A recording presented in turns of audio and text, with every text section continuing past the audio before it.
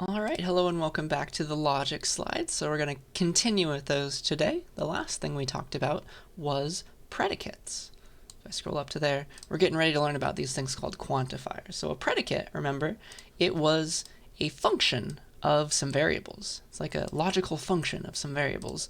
And only once you've applied arguments or supplied arguments to this logical function, then it could either be true or false. Okay, so it's not true or false yet. You got to give it values. So this thing takes two arguments, x and y. Only once you give them can the predicate be true about those things or false about those things. Okay? And saying that something is false is equivalent to asserting that the negation of it is true, right? That's key. All right, so let's talk about quantifiers now. We're ready. All we needed was predicates first. So let's talk about the universal quantifier.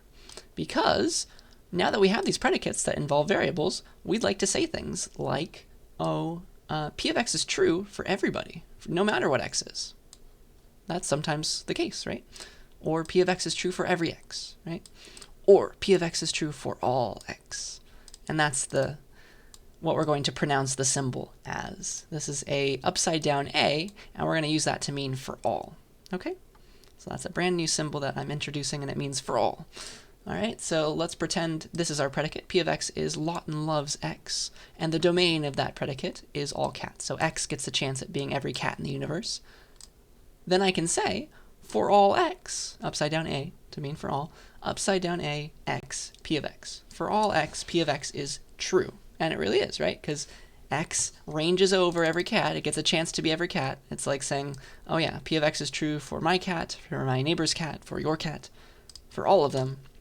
P of x is a true statement, all of them at once, and so that's a way to range over every possible value of the variable within its domain. So yeah, isn't that nice? So for all, implicitly, or I guess explicitly, it introduces a new variable. You have to say what the name of the variable you're going to use later is called. So it's this is like a variable declaration in logic. So for all introduces a new variable, so you can use it in the rest of the statement that you're talking about things with.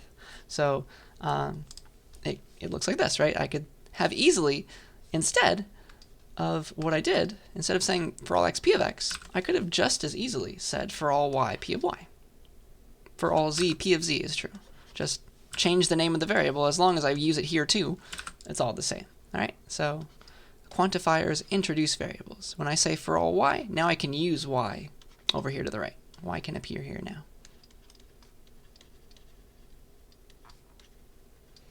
And that's a useful thing. So that's the universal quantifier. It talks about everything at once. And the existential quantifier is the flip side of that. It talks about just one thing. All right? Because sometimes we don't want to commit. Like, it's not true for everything, but it's true for some things. We like to say things like, oh, p of x, it's true sometimes for at least one value of x. Or there exists in x such that p of x is true. And that's what our new symbol is going to mean. It's a backwards e, or I guess rotated e. It means there exists. That's how I want you to pronounce it as. Okay? And that also introduces, it quantifies over a variable that you introduce. So let's say that p of x now, let's define that to be Lawton owns an x. And the domain of p now, what x gets to be, is every car in the universe. Okay? So it's not true for all x p of x, because that would mean that I own every single car ever. But it is true to say that there exists in x, where x is a car, right, such that p of x is true. Okay, so there is a car that is mine, right? Just one, though. So I own one car, not everyone in the world. And that's what that means.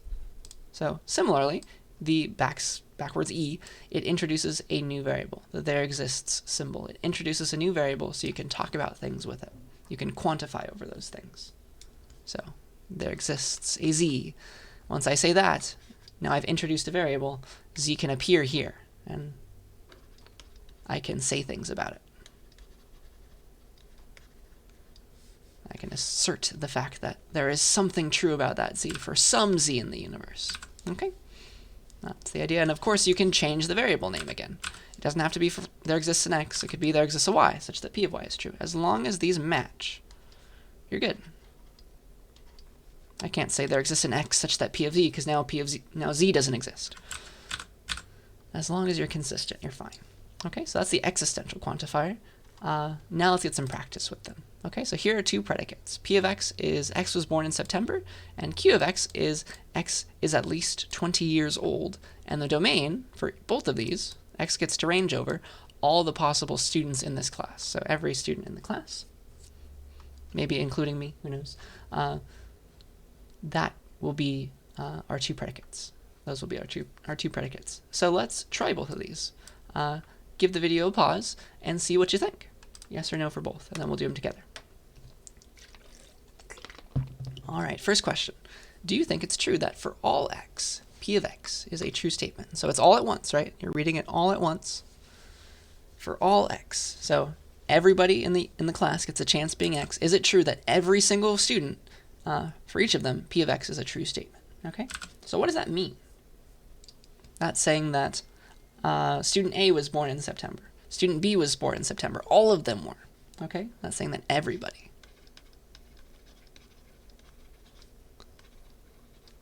was born in September.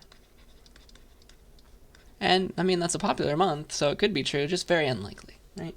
So I think the answer is no. Does that make sense? And then how about this one? There's a negation involved too, so you gotta watch out for that. So there exists a z, some student in the class, call them z, such that this is true, the negation of q of that z. So what does it mean to negate this predicate? It's not true that x is at least 20 years old. What's the opposite of that? That means x must be, the student x is under 20 years old, okay? Less than 20 years old. So this is saying there exists a student for which that student is under 20 years old. There is somebody, at least one, there is a student under 20.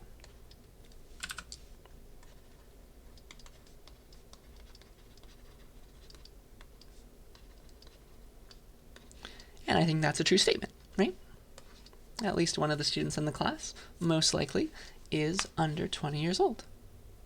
So that is, those are two examples, one for the universal quantifier, one for the existential quantifier, and I hope you see a bit of the differences now. Just to drive it further in your mind, let's do another example. So give this one a try too. Here are two predicates again, P and Q, but I've drawn the entire universe at once. Okay, so let's pretend that the domain of P and Q are just three things, A, B, and C. So here's P of A, here's P of B, here's P of C. So, for example, P of A, that's how you read this. P of A is true. Q of B is true. That's how you'll read that. And so you can see if P of A is true, P of B is true, P of C is true, all at once. And that is the domain of the predicate. Only those things. All right? So now I want you to try A and B. Is it true that for all x, not P of x is true? So equivalently, P of x is false for every x value. So x gets a chance being everybody in the domain, right? A, B, and C. P of A, oops. And we check, is it not P of A, not P of B, not P of C? Sorry, I'm running out of room there. And because it's for all, x gets a chance being all of these, and it better be true for each one of them. So this is an and, right? This better be true. This whole thing better be true now. And that's obviously not the case, right? This is false. It's a false statement, which means this is a false statement because which of these is not, well, two of these are not initially false, right? P of A is true, negate that, you get false, you and false with anything, you retain the false, right? So this is false. And that actually shows us something very, very key about the for all quantifier. It is something we already know. It's just a bunch of ands. For all is really just a bunch of ands. Try making x every member of the domain and together the result. It better be true. And that's what it means to be true for all of them. It might be an infinite number of ands, but you get the idea, okay? Sorry, I messed up my microphone. Sorry if there were some scratches for a second there. Okay, try this one. Is it true that there exists a y such that not q of y is true? So you try them all. Everybody gets a chance being y, so not q of a, not q of b, not q of c, and we're saying there exists. We're trying to see if at least one of these values of the domain, maybe this one, maybe this one, maybe this one, at least one is true. And you know how you determine that from all of them? Well, it'll be true if at least one of them is true if you OR them together. Hey. And this is a true statement because not q of c is a true statement. And that will bring this entire OR to true. Okay, so that means this is true. You see that? And so again, key idea. It might be an infinite number of ORs, but there exist is just a bunch of things ORed together. It's the domain ORed together with this statement. Does that make sense? Somebody's true, at least one, so it's this one or this one or this one. Everybody's true, every single one, so it's this one and this one and this one. They better all be true. You see that? That's the trick. All right, so it might be a bit confusing to see these negations everywhere, so let's talk about that a little bit more now because it gets fancier, okay? Actually, it is what we already know because of what I just told you, but it's hard to wrap your mind around. It's hard to notice this. Remember that once you have negation, and this is technically what for all is, if I were to negate this, I would be using De Morgan's law, and I'd be negating these and flipping these to ORs. Oh man, that's going to make an existential quantifier out of a for all. What? So let's talk about that. De Morgan's law goes even further. You can push that negation inside of a for all or a there exists. So I could talk about this. I'd try to say, hey, it's not true that for all x p of x. Okay? That's how you would pronounce that, which just means there must be somebody, right?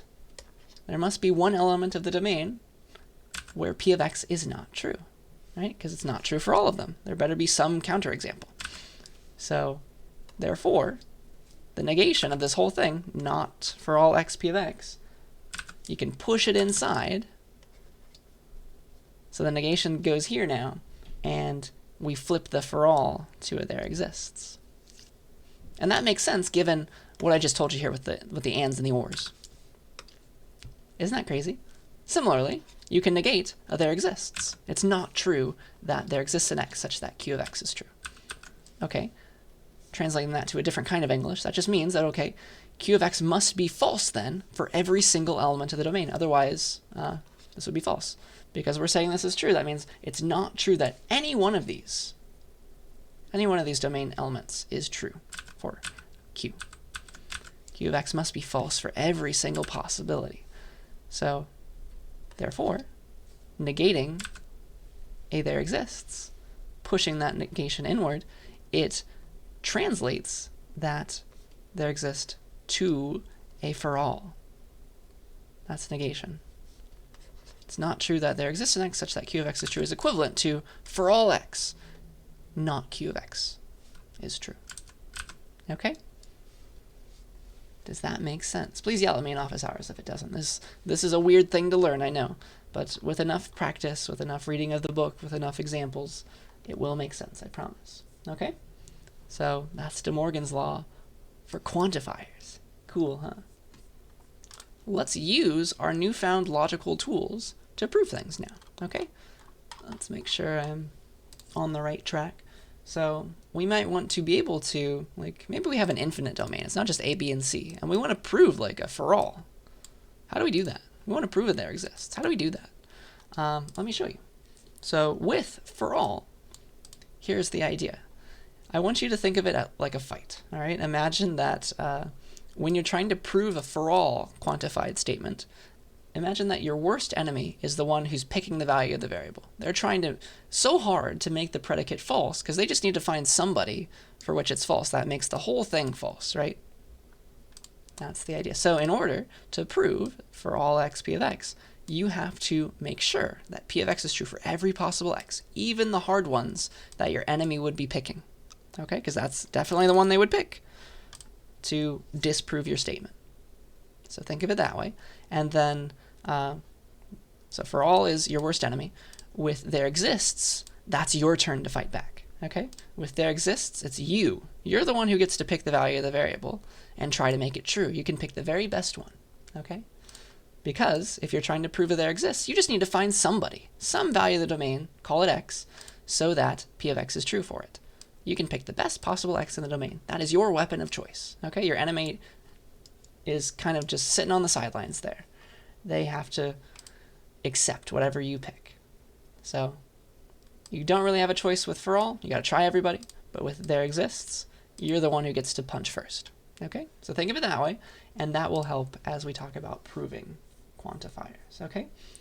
The next thing that's important is statements don't usually just have one quantifier. There might be a bunch of variables involved, and you'll say things like, okay, for all x, there exists a y, such that for all z, after that, there exists a p. Usually there's a dot that separates all this, and then like the rest of the statement that involves x's and y's and z's and p's. Okay? When you are proving with multiple quantifiers, you work your way from left to right to get rid of them. Okay? And don't worry, I'll show you examples of this later. But that's the idea. You have to do it in order. You have to get rid of the for all first. Then you work on the there exists. Then you work on the for all. Then you work on the there exists. And so it really is a fight. You're throwing punches between you and your enemy. So if it's a for all, it's your enemy's turn. They get to pick, and you move to the next quantifier. They pick an x value. That's horrible for you. And if it's your turn, if you're trying to prove that there exists, that's the next one from left to right. You pick the best value for y, and then you move on. And now it's your enemy's turn to pick the worst value for z, and then it's your turn to pick the best value for p. And then you have the rest. Eventually, you're out of quantifiers. Okay? That's how you do it. And that's what happens when you have things like that. Usually, though, when you have two for alls or two there exists, the order for those doesn't matter, because this is kind of a commutative statement. It's like two pluses or two multiplications. There's no real difference. Okay? So here's an example of that, where you could swap the for all x and the for all y. It doesn't really matter. When they alternate, though, that's when it really does matter. Okay, so this statement is saying for all x, for all y, where they are numbers, in this case, because I'm doing number stuff with them, either x plus y is less than or equal to x, or x plus y is greater than or equal to x. Okay? So translating this to English, it's saying for every x and y, right, x plus y is either less than or equal to x, or x plus y is greater than or equal to x. So depending on whether or not y is a negative number or not, something like that, or 0. Does that make sense? So this is a true statement, but it could just as easily been done like this. Pick the y first. Pick the x second to prove this. Okay? So this will become apparent soon. I just want to show you something that's kind of logical. Like, it doesn't matter which order your enemy picks what y should be, what x should be for this particular statement, when the quantifiers are equivalent, one after the other. Okay? But when you are proving a for all first, then a there exists, or a there exists and then a for all, the order almost always matters. Your enemy gets to fight first versus you get to fight first. There is an advantage to throwing the first punch. Okay? So this is all very vague right now, I know. We're going to get examples, I promise. Okay? Here are some examples. All right? Here's where it's different. So let's pretend this is our predicate, m of x and y. Okay? M of x and y is true if x sent a cat meme to y. All right?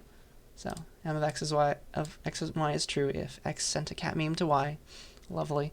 And here is why. For two for alls and for two there exists, the order doesn't matter. All right? So let's translate all of these to English. Here's the first one. For all x, for all y, m of xy is true. What does that mean? So pick everybody and everybody else. These are people, right? The domain is people. X sent a cat meme to y. It's true for all x and for all y. What does that mean? Well, everybody gets a chance being x and y. So for all x, that is everyone. Everyone's sending a cat meme, and everyone's receiving a cat meme. So everyone sent a cat meme to everyone. Do we see how this translates to that English? That's important. Okay?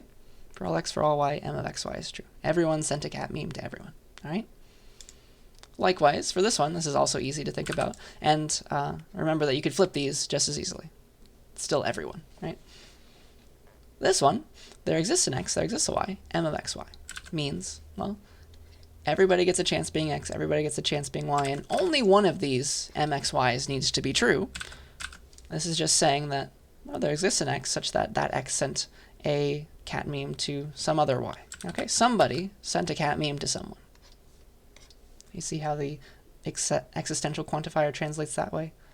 And so you could swap these. It doesn't really make a difference. Okay? That's the idea. But watch how this ordering and this ordering of the quantifiers is completely different from each other. Okay?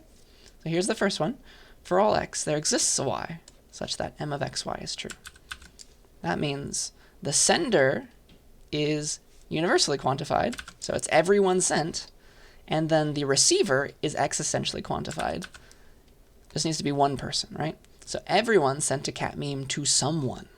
Do you see that? The order really matters here, because it depends who gets to be the sender, who gets to be the receiver. It makes a completely different statement to this one.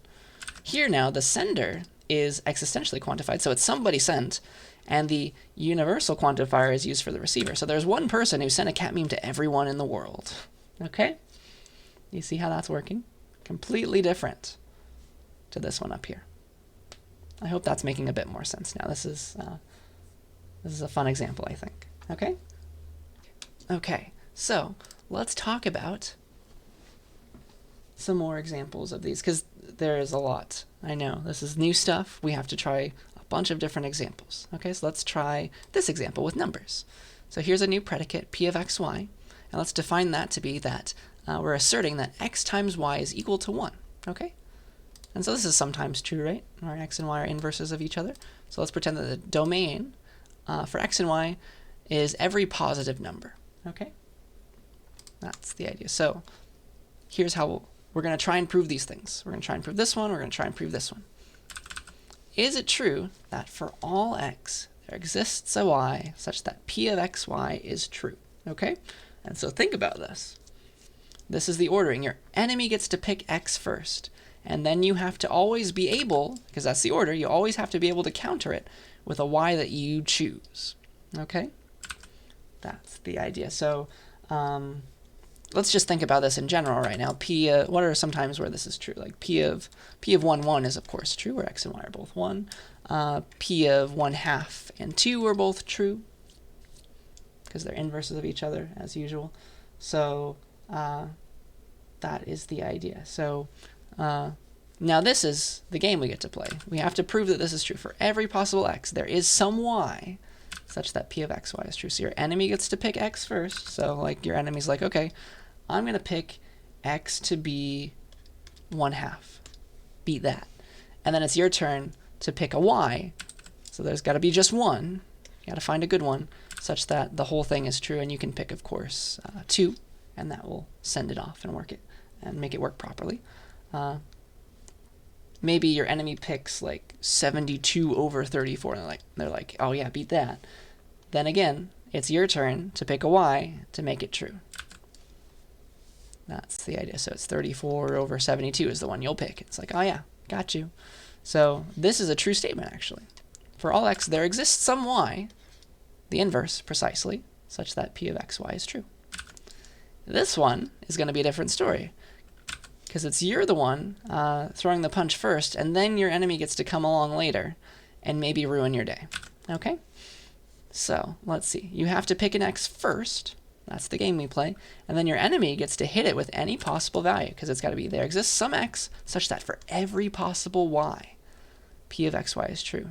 Is there a number such that no matter what other number you put in y, it's always true that that x times y is 1? I don't think so. Maybe if it was 0, there would be a special number, right? But not for 1. So this is a different statement, because it's your job to pick the x first. And then it's fixed, right? There is some special x. You have to fix an x first. Fix x is like, okay, let's say our best number is 24. So we're saying p of 24, no matter the y, p of 24y is true. And oh man, is that not the case? because you could try P of 24, 2. That is what your enemy could pick. They could pick P of 24, 3. No matter what, your enemy's never picking 1/24th, right? They're going to try and make it false. So it's never going to work, okay? So you have to pick one x, and it had better work for every possible y, and that's just never going to work, okay? So actually, I forget what I said before, and I think I said it backwards, so I take it back, and I apologize. When you get to go second, it's actually easier for you, okay? For all there exists is much easier than there exists for all, because you have the home team advantage. You get to say the final word, okay? After your enemy has picked their values, you get to go and be like, I've got something to match that. You can pull out what you need to pull out, okay? So hopefully that makes sense to you. The ordering is very important. It's always proving these things from left to right. Somebody's picking a value, either your enemy or you, and you got to make sure that the final statement is true for those special values, okay? Remember that your enemy's picking a bad one, and you can counter with whatever you want, okay? So that is multiple quantifiers with a number type example. Let's try it some more. Let's give you a shot, okay? So pause the video, try this one. Here's a predicate P involving numbers again. The domain of P is every pair of integers, so whole numbers. They could be negative though. So for some examples, like P of 1, 1 is of course true because it's x plus y, 1 plus 1 is equal to 2. P of 0, 2 is true here, all of that. So, all right, try these. Is it true that there exists an x such that for every possible y, P of xy is true? All right, so give this one a try. And so you have to pick a very good x, right? And that x is fixed because you go first. And then for every possible other integer, it better be the case that your number plus y is equal to 2. That's never possible, right?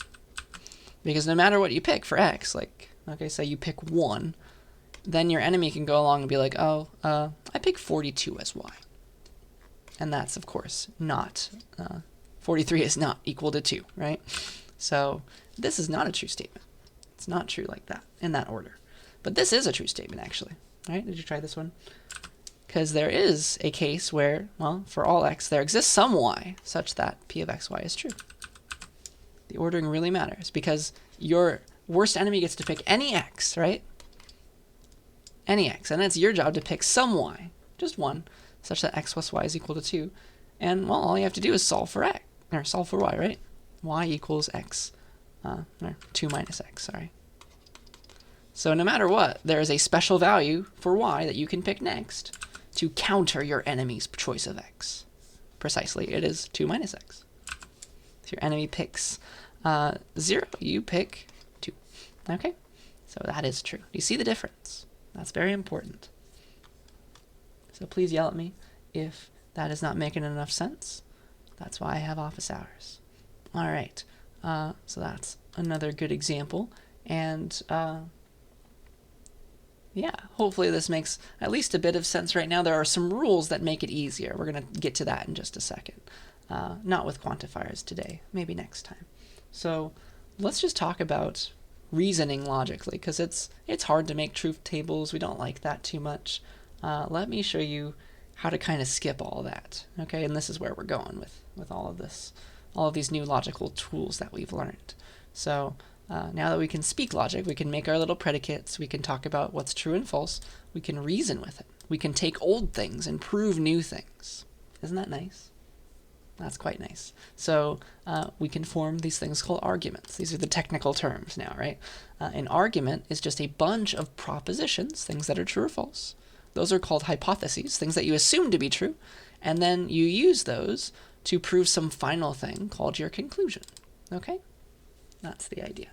So, for example, this could be an argument right here. We're assuming these two things. These are our hypotheses.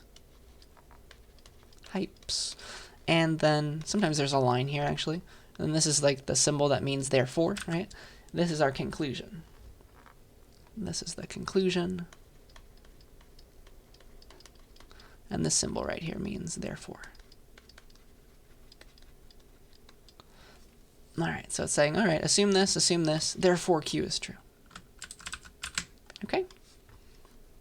is an example argument that could either be valid or invalid. So an argument is valid if the conclusion is true whenever the hypotheses are true. So assume this is true, assume this is true. If it's always the case that Q is true, no matter what universe we're in, then the argument is valid. Okay? Otherwise, it's invalid, and I'll show you what that means. So secretly, every argument is just, all right, assume this is true and this is true. If all of these things are true, then this is true. Do you remember the if and then in logic? That's just an implication. So really, it's assume all of your hypotheses together, so and them together, and then that better imply the conclusion. That's really what's going on. So if all the H's are true, then C must be true. Really, you're constructing this fancy, large truth table. Okay? That's what's really going on. And proofs, maybe you've done them before, but here's the technical definition. Just the process of showing that you have an argument and it is valid is called a proof. That's all we need to do. So we're going to prove things, and this is these are the kinds of things that we can now prove. Okay? We don't have to say true or false anymore ever again if we don't want to. We just use symbols now. Okay? It's a bit higher level. Oops, I forgot to delete some stray marks. Excuse me. So here is something that we can prove. Here are our hypotheses. Assume this is true, assume this is true. Here's our conclusion. Let's prove that not Q is true when both of these two statements are true. So assume this, boop, assume this, prove this. Okay? And you can definitely prove it using a truth table. We'll get into ways where you don't have to use a truth table later, but it's sometimes the easiest to use a truth table. So let's try all the possible values for P and Q. And then we're going to need all the values for not P implies Q, and then all the values for Q implies P, and then all the values for not Q, because I'm going to show you how to read off the part of the table that is important here. So P, so it's always true, false, right? And then it's true, true, false, false. That's the proper order. And now let's see what these need to be. So if we were just to do the normal implication, it would have been true, false, true, true, right? And so we're just negating that. So it's false, true, false, false this time. And then Q implies P, it's backwards. So true implies true, yes. False implies anything, true. True implies false. That's the one case where it's false. And then false implies anything again. Okay, so that's that. And then not Q is, well, just negate this column. False, true, true. Okay? And so, with this in mind, let me prove to you that this is a valid argument. And what does it mean to be valid? An argument is valid if the conclusion is true whenever the hypotheses are all true. So we're assuming that all these things up here above the line are true, assume that they're true, and make sure that not Q is also true. So all I need to do in this truth table is find the cases where both of these hypotheses are true. There's actually only one row for that. That's this one right here. This is the one time where both of the hypotheses are true. So that's the only universe I care about, because that's what it means to be a valid argument. I'm assuming them to be true, so I only need to care about the cases where they are true. And then I need to show that in each of those cases, there may be multiple, that not Q is true. And oh man, is it. Boop. That is a proof. We just proved that if you assume this and assume that, it's always the case that not Q is true. Does that make enough sense? Find all the universes where this is true and this is true at the same time. There's just one in our case. You better make sure that not Q is true. And it is, each time. So that is a proof. Not too bad, huh? Your turn. Use a truth table to prove that this argument is valid. So here are your two hypotheses. Assume these are true, then prove P is always true. Okay? So give that a try, and I will do it while you're waiting. Or while you're thinking. So, true, false, true, false, true, true, false, false. Then we have P if and only if Q, and that is true whenever they agree. So this is true, this is false, this is false, this is true. And then P or Q, that's true whenever either of them is true. So true, true, true. This is the one time when they're both false, so it's false. And then we have P. Well, I'll just draw it again. It's already over here, but why not? True, true, false, false. So, as usual, an argument's valid whenever the conclusion is true when the hypotheses are true. So only in the cases where the hypotheses are true do we need to care. So let's find all the rows where this is true and this is true at the same time. All right? So it looks like there's only one. Again, doesn't always have to just be one time. But here's the one universe we care about. This hypothesis is true, this hypothesis is true. We're assuming that. We better show that in each of those cases where they're both true, that P is true.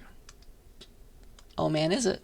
So we just proved that if we assume this and that to be true, it's always the case that P is true. Isn't that nice? That's a proof.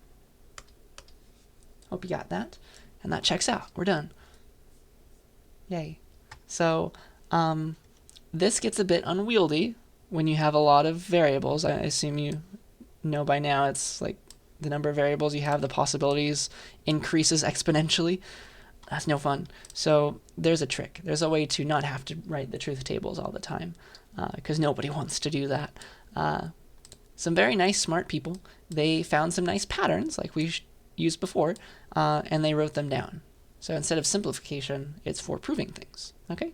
So let's use those patterns. These are called, because we're proving things, they're rules of inference, things that we can infer from other things. And I've made the table, made it pretty for you, taken it out of the book, put it on this slide. And we'll talk about that in a second. I'd like to show you that they're all very useful and they're all very true. Okay, so here is the table. Let's talk about it. So here are a bunch of rules of inference, things that you can use, all right? So the first one is probably the most important in the world, and it is called modus ponens. It is Latin. It stands for mode that affirms. And here's what it means. It's saying if you have these things, if you know that P is true and you also know that P implies Q is true, then, so if you have this, then we know this must be true. Q is also true. You can infer that. You can assume that. Because it's always the case. All right? That's modus ponens. On the flip side, you have modus tollens. It's how to get rid of, in a sense, an implication when you have either ponens is for the hypothesis. You can get rid of it. Give us the Q out of it. This is when you have the conclusion. You have the negation of the conclusion. You can prove the negation of the hypothesis. Okay? That's modus tollens. And all of these are useful. If you have P, you know that that's true. Obviously, you can bring in whatever Q you want, and this is also true, right? Because if P was true to begin with, the OR of them is still true. If you have an AND of two things, and you know that that's true, then you can pick one out, because you know that for this to have been true, both sides better have been true. So these are all our different rules, and I'll let you read the rest, and we'll use them later. Okay? So let me prove to you that modus ponens makes sense and works using a truth table. So remember what modus ponens is. It's assume P is true, assume P implies Q is true, and then Q is always true in that case. Okay? So let's draw the truth table. So P and Q. True, false, true, false, true, true, false, false. I already have P. I won't waste that writing it again. And then we have P implies Q, and that is true, false, true, true. And then we have Q, which I'll write again just for fun, true, false, because that's the conclusion. It should go on the right, true, false. And so assume this is true, assume this is true, show that this is always true in those cases. So what are the cases where both this is true and this is true? So here's one. Are there any others where this is true and nope, that one's not true too? So this is the one row that we care about, the one universe where the we have the both hypotheses being true. We need to show now that Q is always true under those circumstances. And yes, indeed it is. Hey, so we just proved that modus ponens is true. And so that was, let me write it over here just for fun. It's you assume P, and you assume P implies Q, and then you prove, therefore, Q is always true if you have those two things true to begin with. Okay? So that is a rule of inference, and let me show you its use. Okay, let me show you how to do a fancy proof using these rules instead of truth tables now. Okay, so let's use the rules of inference and also some of the laws of propositional logic to prove that the argument below is valid. We'll name each one that we use. Okay, that's the idea. So these are our hypotheses. We get to assume that they're true, and our goal, we need to show that not P is true under these assumptions. Okay, so let me show you how to do that. Okay, dun dun dun. We're going to use some of these rules at least. All right. So we get to assume that any of these are true, and we get to use those facts to prove this. Okay. So let's have a game plan. All right. So we have not R, and we have an implication. So we can actually use modus tollens there. If you look at it long enough, we have the negation of the conclusion. So since we have both of these, we can get the negation of the hypothesis out using these two in modus tollens. That's interesting. That will give us not Q. And once we have not Q and know that that's true, we can use it with this. Another round of modus tollens. We can get not P out, and that's our conclusion. Oh man. Did you catch that? I'll write it down. So let's do it this way. Let us, we're eventually going to use this with modus tollens at the very end, but right now I want to use both of these. All right, so let's use modus tollens on both of those. So I know that they're true. I get to assume that they're true. So here's what I have. I have Q implies R, just by assumption. These are our assumptions, our hypotheses. So this is by assumption. We're assuming that these three things are true, and we're trying to show that this one is true. All right, so that's by assumption. And then I also have not R by assumption. That's given to me. And now I can use a rule. Use the rule of inference. I can say, I know based on these two, dun dun dun, I can use modus tollens, right? That's the idea. I can use it like that. So let's get out the answer using that. So let's get not Q, okay? So really, this was what? Q was my P and Q. R was my Q. You have to switch over all the variables, but I have the negation of the conclusion and the statement. All right, so now I can get out the not Q. This is by modus tollens on, I can number these if I want to, 1 and 2. On 1 and 2. Okay, that'll spit out for me, not Q. That's cute. And so now I have this, I get to assume that it's true. I know it's true. I've proven it so far. It's just a stepping stone on my way to the final answer. Okay, so now I have not Q, and I also have this, and I can use modus tollens again. So I need to remember that I know P implies Q. That's an assumption, by assumption. And then I can number these 3 and 4. I can use this and this. This is the negation of the conclusion. Oh man, oh man. These two again to get out the negation of the hypothesis. Dun dun dun. So I can get not P modus tollens using 4 and 3. Okay, that'll give me the not P, and that's what I wanted. That's the end of the proof. Do you see that? Alternatively, there are some other ones you can use. You could also have used hypothetical syllogism when you have P implies Q and Q implies R and they overlap right here. Also valid. Then you can get P implies R and use just one modus tollens. Also possible. But there's plenty of ways to prove the same thing. Okay? So could also use hypothetical syllogism here. There are multiple ways to prove it. I encourage you to try that way. That might be one less rule to write here. But that is a proof. Some things that you have that you're assuming, and then you can use some rules of inference to get some new stuff out, saying how you did it, and now you know that this is also true. Okay, because you can only prove true things. We are affirming, we are asserting that this conclusion is also true. So we've proven this. We have this by assumption. Now we can use that rule again to get not P. And oh man, that was what we were trying to show is true. Everything we write over here is true. It's just either an assumption or something we've proven to be true based on our assumptions. And once we get to the bottom, what we were trying to prove, we're done. All right, so that is where I would like to stop today. That is a lot of ground we've covered. We covered quantifiers, trying to think in terms of quantifiers. It does get a bit weird. I think this is the most useful slide to see how the differences are. And then we talked about proving things using rules of inference. So we'll come back next time, we'll finish up these slides, and we'll get even more into proofs. There's a whole chapter on proofs. Okay, so I'll see you then.